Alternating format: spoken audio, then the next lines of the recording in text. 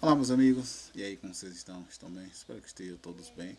Mais uma vez, trazendo aqui, falando para vocês sobre erros no mundo aí dos investimentos. A gente sabe que tem bastantes, né? E quando eu foco nesses erros, falando mais assim a questão daqueles dos investidores, pessoas que começam aí os seus investimentos e na maioria das vezes aí comete alguns erros. E é o que eu sempre falo para vocês, procure estudar bastante sobre isso, sobre o que você está investindo, no que você vai investir, né? No início aí da minha trajetória, eu foquei, né, sempre em estudar primeiro aquilo que eu ia fazer.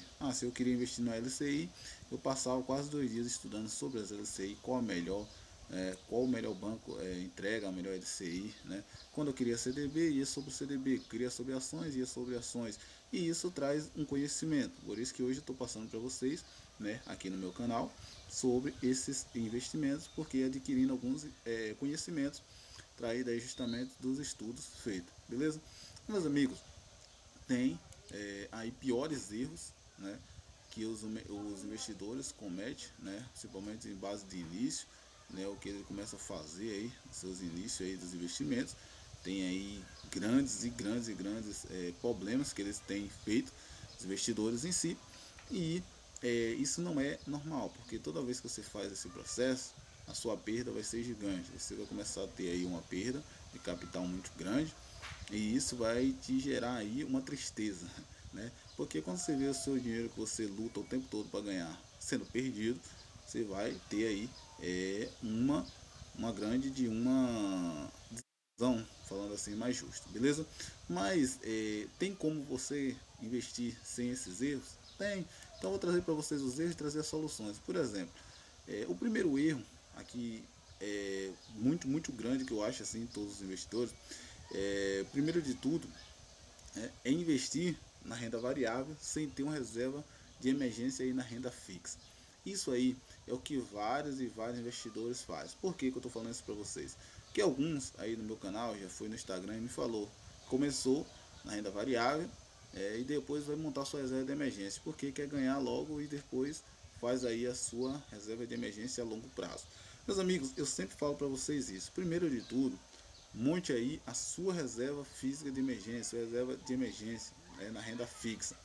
Por quê? Porque isso vai te gerar, por exemplo, você hoje está aí com 2.000 aí na sua renda fixa aí, em um banco, por exemplo, guardado.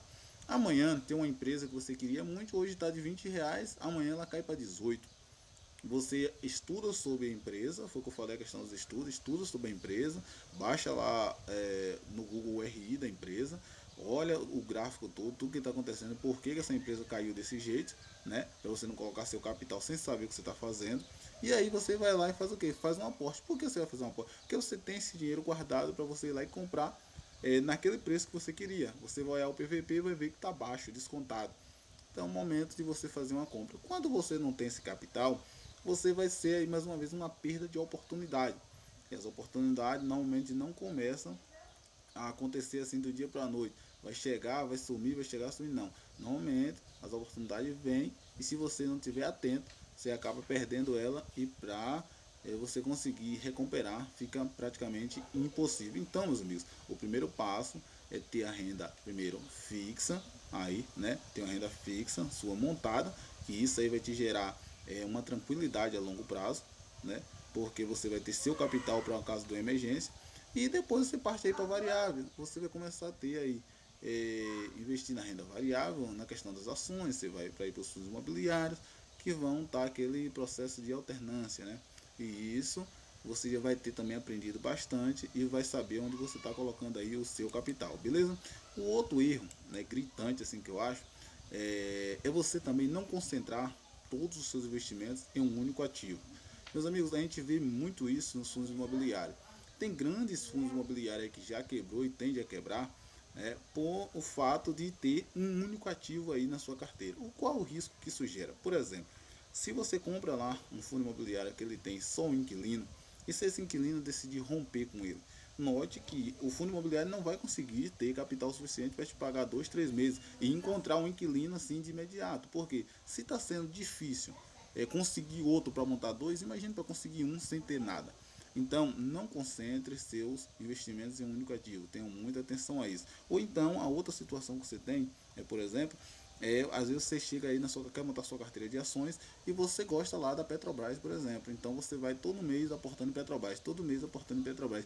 Isso vai te gerar aí um grande risco, muito risco. Por quê? Porque as ações da Petrobras alternam muito. Isso aqui não você vai ver na variável o seu capital aí caindo bastante. Aí você vai dizer, poxa, ponta aí no meu capital.